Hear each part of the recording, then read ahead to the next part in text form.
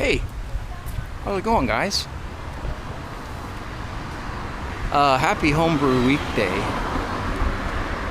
And speaking of that, I'm on my way to just a local homebrew supplier to grab some stuff. So I thought I'd grab my GoPro. I actually bought a selfie stick, if you know what that is. It's a stick that you stick the camera on the end of it. I used to have one that put an elastic on it and it would hold, but this is much better.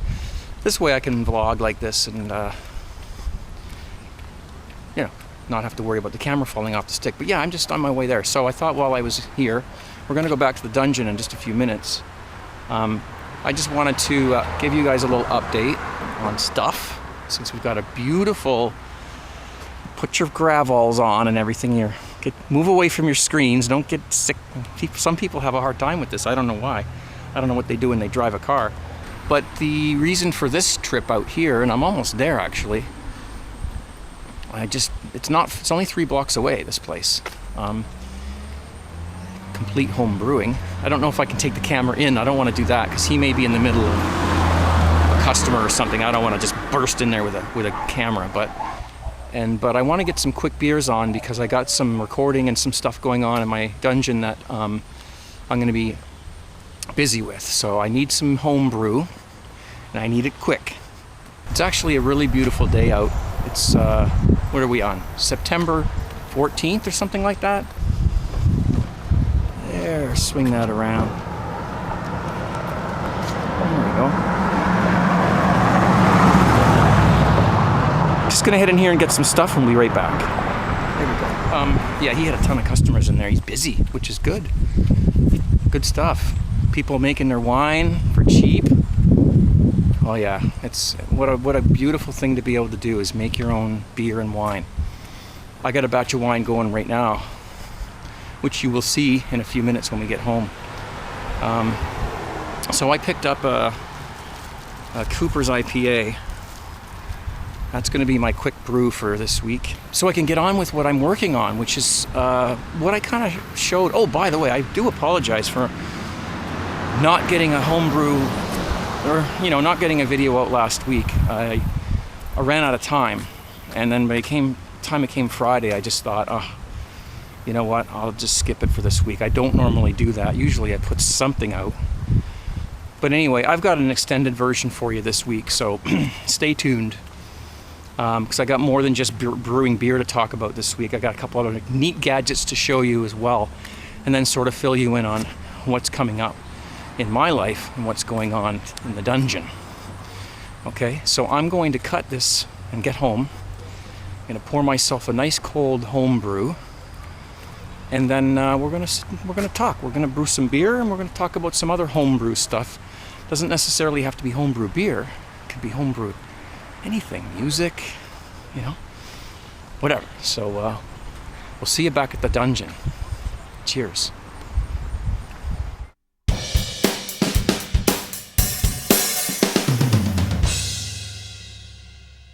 Oh, here we are, back in the dungeon, and I'm gonna do a few things here today. I'm going to brew a batch of beer real quick. I'm not going to do the whole thing on camera. It's just a Cooper's IPA.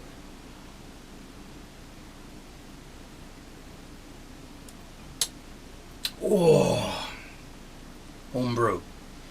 Let's get this started. I'm just doing a simple 5 and 7 here on a Cooper's IPA. I'm not even going to add any hops. Okay? Because I'm in a hurry. I'm in the middle of some recording and I don't want to fool around right now. I just want to get this done. And I'm low on beer, so this is survival. In goes the dry malt. Let's turn on some heat.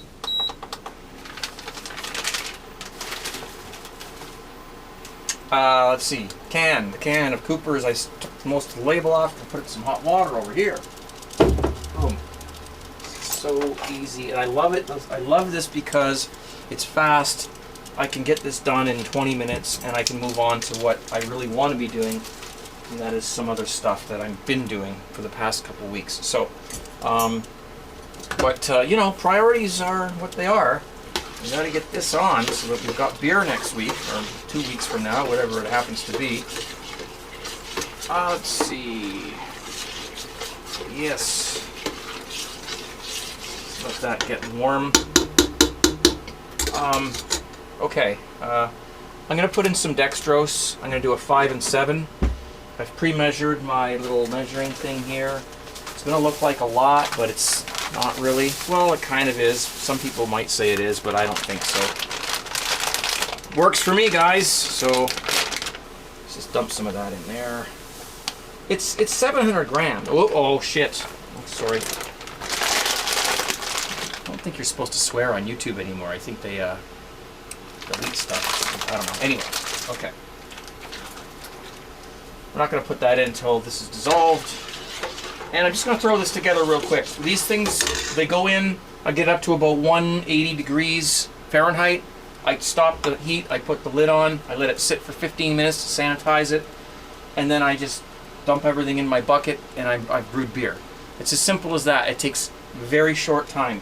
This is not a craft beer, okay? It's decent, quality, fast beer. Period. Better than store-bought, like, you know, commercial Coors store-bought type of beer. Better than that. And I'm doing this quick because I've got other things I got to get done today. Okay? Brew day. That's what brew day is for me today. That's it. Wanted to mention, this is my wine. You can sort of, if you want to, woo, get some striptease music going on there. Yeah, it's a red wine. You can't really see it, but it's in secondary at the moment. And if you're wondering what this thing is, I've had these for about a year. I have 2 of them, and I want to give this company a plug. They did send these to me like last summer, like really, like it was a while ago, and I did a little spot on them, like I talked about them, and I've been using them ever since. These are carboy covers. There's 2 handles here. There's 1 handle on the other side. There's a little pocket somewhere around here for a pen or whatever you want to put. I've got another one somewhere. Where is it? Oh, it's on this carboy. See, I can show you. Look.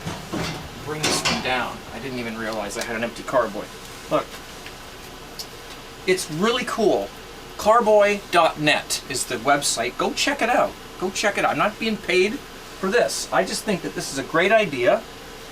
And you've got handles on both sides, right? It just makes it so much easier to lift and to pour stuff out. I don't know if there's, no, this is clean. Thank God. Right? And I'm telling you right now, I don't want to lift this right now because it does have wine. I'm trying to, you know, settle the wine, but it does make it a lot easier to lift it, you know, up onto something, and then you can, you know, it just makes it easier. Just check it out. That's all I'm asking you to do, okay? Give these guys a whirl. And these carboys, well, I got glass carboys, so they're heavy. And I like glass because if I forget to clean it for a week or so, I'm not dealing with plastic that's absorbing odors and things like that. So you know, I do use plastic fermenters, of course, and I do have issues with, you know, when I forget to clean them out. This one's clean, but you know, and then you gotta, oh, it's a nightmare if you get a bad trub in here that sits for a week and you forget about it. We've all done it. But anyway, if you're using glass carboys, I would, there's different sizes. You go to their website and you can tell them how big and how tall and how everything, the girth and all that, and they'll send you whatever the size you need. So just, that's all I'm going to say about that. Just give them a check them out. What are we doing here? Okay, I'm going to put the sugar in here. I'm going to get that going. I'm going to brew this beer up. I'm going to come back and talk a little bit about some other things that I'm doing down here in the dungeon and some other plans that I have. Sanitizer. In it goes. Fermenter. I wasn't going to roll the camera for this, but this is so darn easy that I can't stand it. Where's the lid for this? Oh yeah, let's throw a spoon in there too. Why don't we throw an airlock in, a clean airlock? Clean airlock? Yeah, it's clean. Absolutely. In it goes. This on. I understand why people brew, you know, all grain and, you know, partials and mini mashes and stuff. Of course I do. I do it myself all the time, or sometimes. What people who do those things all the time have to understand is why people like me do it this way sometimes too, because it's a time saver.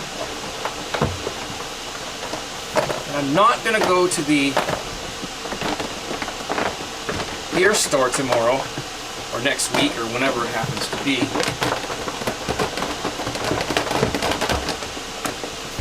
and pay $2 a beer. You know, buy 24 beers, it's $40. I mean, it's just not going to do it. Waste of money. If you live somewhere where beer's cheap, more power. We're speaking of beer. Where is the thing? There it is. Cheers, 17.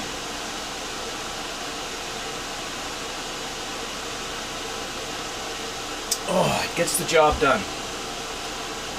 Got a little thermometer here. What do we got? It's almost at 180. I'm not wearing one of my own shirts today, but I do want to mention one thing about shirts, my t-shirts that I've been selling for a few years now. We've experienced a little shipping hike. Within the United States, it's fine, but outside of the US, the shipping costs have skyrocketed. And it's not our fault. It's not my fault. It's the Postal Service.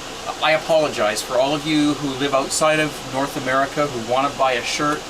I apologize profusely for the cost of the shipping, but there's nothing we can't do anything about it. It's a flat rate shipping charge, and if we don't make any money off of that. It's their money. It's the Postal Service. They get that. I just want to make sure people know that I'm not overcharging for shipping. That's what it costs. So you go to tgtshirts.com. There's where the shirts are. If you want to buy one, just to let you guys know. Okay, now I'm going to cut the camera and I'll come back with the next segment. Oh, by the way, these little drum things in between, I do those myself, as you saw at the beginning of this segment here. Yeah, I'm going to be talking about that in just a few minutes, and those are all done by myself and done right here in the studio, laboratory, brew dungeon, whatever you want to call it. So it's fun, and I'm going to talk about that more in just a few minutes. Stay tuned. That was retarded. This is way too warm. My groundwater right now is so warm that when I top up, I can't get it down to proper temperature. This is way too warm. And it's to the point where I'm actually a little worried. I could use my wort chiller, but what I'm going to do, I've got a little fan here. Can you guys see this? This is out of like one of those little furnace things, those heaters. And as long as I don't touch the the electrical part of that, I'll just plug it in. And that will blow air all around the, excuse me for 1 second, grab the lid. Leave the spoon in there so I can give it a stir later. And I'm just going to place the lid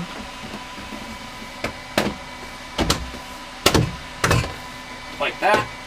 And I'm going to place the airlock on, and that is going to do that for an hour. But this will be absolutely fine. I've been doing this for 6 months now. Just leaving it until it's cool enough to pitch the yeast, and I've done this overnight. Never had a problem. Maybe I'm lucky. I don't know, but just saying. Okay, so there we go. Get that set up, and we'll be right back.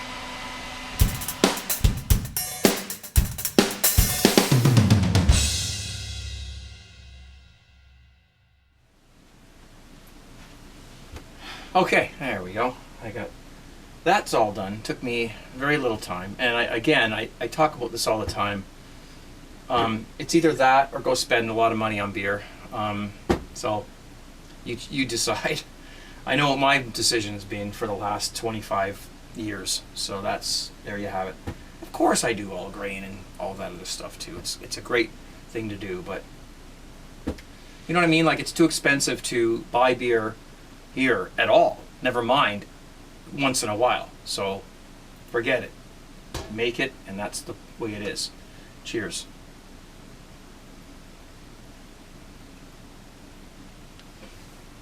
Don't worry. I don't worry too much about what other people think about it. I do it because it works for me, and if it works for you, beauty. Now, I got a box here.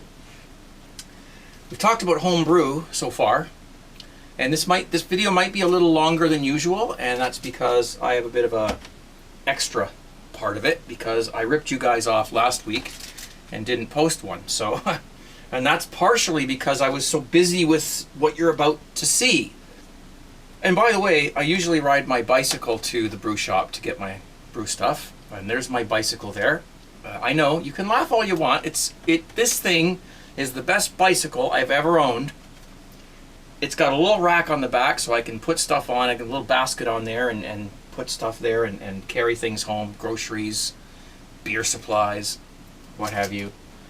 And it also folds up. It folds in half, so I can like put it in the house and store it in a corner somewhere so it doesn't get rusty. Excuse me. But I didn't do that. I didn't ride the bike this time because I wanted to walk with the camera. Anyway, I have a box here, and I'm going to show you what's in this box, and I'm going to talk about it. First, I'm going to take the box down here, the floor. Our first item is The Price is Right. Yes, it's missing a knob. I have the knob in a drawer over there. It's broken. It won't stay on. This is what we used to use if you were a home recording artist or a home musician, like I always have been since I was early teens. You couldn't afford to go into a recording studio. This is about homebrew music. Okay, so it's homebrew related. So if you don't want to watch this part, bye. See you next week. Homebrew music, and you couldn't afford to go into recording studios. Recording studios, to build a recording studio would cost $500,000 at least to build a decent one, a commercial recording studio. I've worked in a couple studios. Some of them were less expensive than that, but we still got good results. A lot of fun. I'll show you a little bit more about that in a bit. But if you really couldn't afford it, if you were 13 years old like I was, and okay, I was older than that when I got this particular model, but I had a different one before that. You couldn't afford to buy that kind of equipment, and you wanted to record your songs, so you got one of these. It's a 4-track tape recorder. You put a cassette, just a standard chromium dioxide, whatever, metal or whatever it is, cassette, and you had 4 tracks to record on. Now, I was going to plug this in and get it running, but I didn't have time tonight. But it does work. I serviced it a few weeks ago, and I have got it back up and running. You record something on track 1, press the button like that, and record on track 1, and then when you do is you play that back, and while you're listening to track 1, you record something else on track 2, so you can do like overdubbing, okay? And I think that's a pretty common term these days. Sound on sound, they used to call it. Overdubbing, whatever. And ultimately, you can listen to these 2 tracks, and while you're listening to these 2, you can add a third thing in, record on channel 3, and then, of course, listening to those 3 and record on the 4th channel. And then if you had a little bit of ingenuity and some other tape recorders around, you could actually copy this onto a second cassette and then put that cassette in this machine and start over again and go from track to track. You could get more than 4 tracks if you knew what you were doing. You could bounce 2 tracks onto 1 track and get, whatever. You could get up to 7 or 8 tracks on these things with some quality loss. But it was fun, and this is what we used to use to record stuff. Now, I'll play you part of one of my songs that I did back when I was, 18 years old or something like that. That was recorded with this actual unit. Let's take a listen. I hear the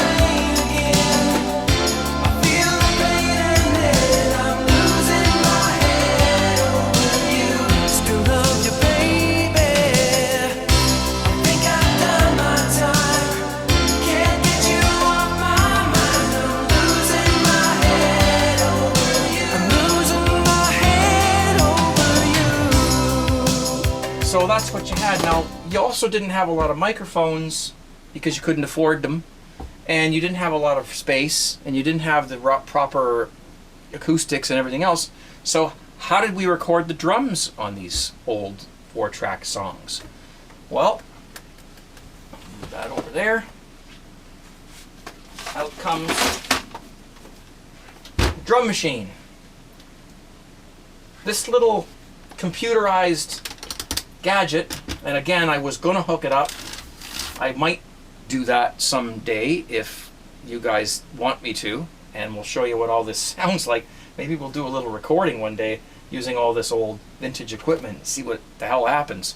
But basically what you would do is you would press these buttons. These are like bass drum, snare drum, hi-hat, cymbal, tom 1, tom 2, tom 3, cowbell, tambourine, you know, whatever, okay? And you could run the metronome and put in your beats. You put the beats in here and you set them all up so that they all run in sequence, and then you play it back and you record it onto your darn 4-track on one of the tracks. That's what you did.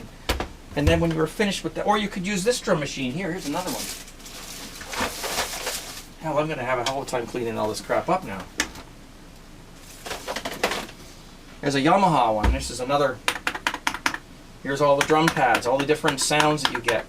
And again, you would program it. You would go in and you would say, okay, go record, boom, boom, start, and you would, you know, whatever. Okay, trying to play the beats into this thing, and then you would play it back and you would edit it and get it all working and all good, and then you would copy it onto your tape onto here, and there's your drums right there. That's how you did it.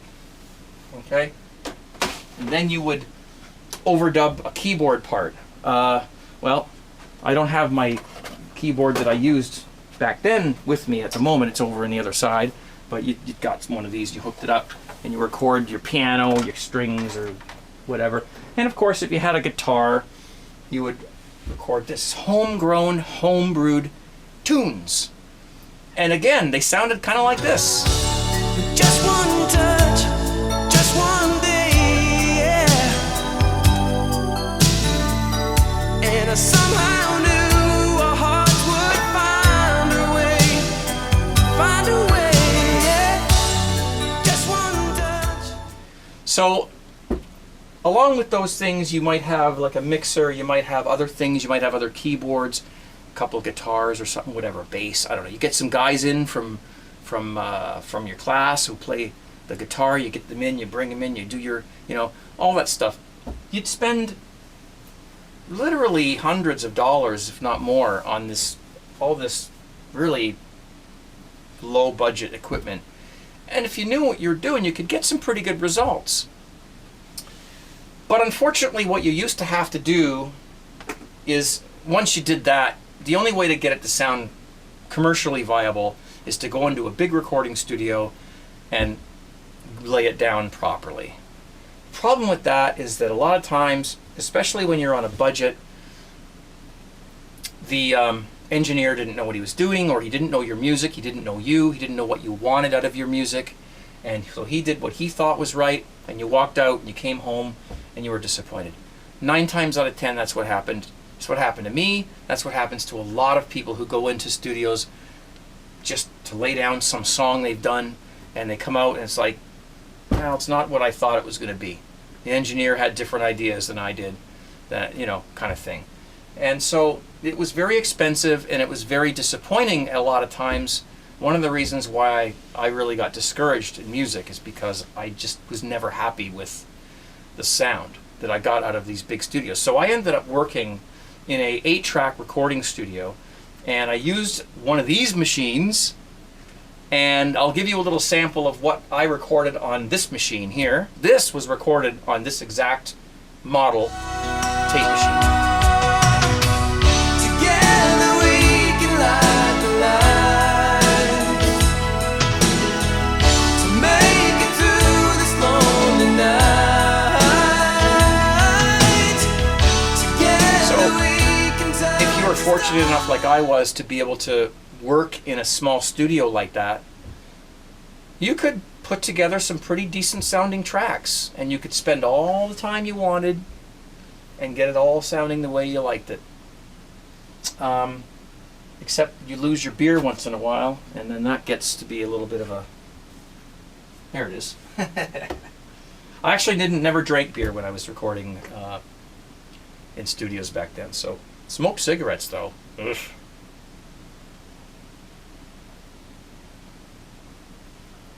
All right. So fast forward till today. I have a lot of songs that I wrote back when I was young that were recorded but never got the chance to be recorded properly for one reason or another. Either it was because it was done on a small thing like that, which, not bad. I mean, for the time, or it was taken into a studio that had people working on it that didn't necessarily know what you wanted out of it. So disappointments happened all the time. So what am I doing? Well, I took this, I don't know if you can see this. There's a computer over here that it used to be my son's computer. It's a Core 2 Duo. It's not a bad machine. And on this computer is probably $1 million worth of software. Although the software was only a few $100s, it emulates thousands and thousands and thousands of dollars worth of recording hardware that we used to have to buy. And everything that I just showed you fits on one disc. Seriously, like there's a 4-track on here. In fact, there's an 8-track. There's a 64-track on here. All the echo and reverb and distortions and compressions and tubes and everything else that you could possibly imagine is all on a disc like this that you put into your computer, and then you have a recording studio. I'll just pull this out. A recording studio in your home that only cost you the price of a computer and some software, which really is, we're talking less than $1,000. Okay, look, there's some drums. Now you won't be able to hear this right now because I haven't got it queued up, but there's drums. I've got tracks recorded here. See, we got piano here, we got some drums here, got some hi-hats here. Just what you saw earlier, me banging away on those little things, and last week or a couple weeks ago I did the same thing. That allows me to actually forget about drum machines. I can actually play the drums. I still have limited space down here. I don't have 10 microphones, and I don't have the space to set up drums, and I don't have the acoustics and everything. So what do? We mix the technology of today, which is absolutely incredible, with the technology of yesterday, which is old analog microphones and stuff, and that's what you saw me do a few minutes ago. Well, I'm going to let you hear some of this. Now, all that's here is piano and drums. That's it. There's nothing else recorded, just piano and drums. And this is a song that was written back in somewhere in the late 80s, early 90s, that never got a chance. Never got a chance to sound good. So I'm going to make it sound good this time. And that's what I've been doing.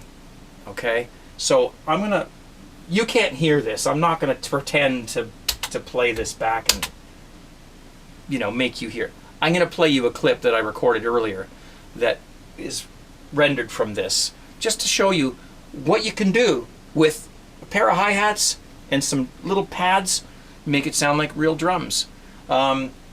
This is far from the way it's going to sound when it's finished. The bass drum's too loud and things aren't mixed properly, but it's just a rough, recording of what I've done. Let's just take a quick listen.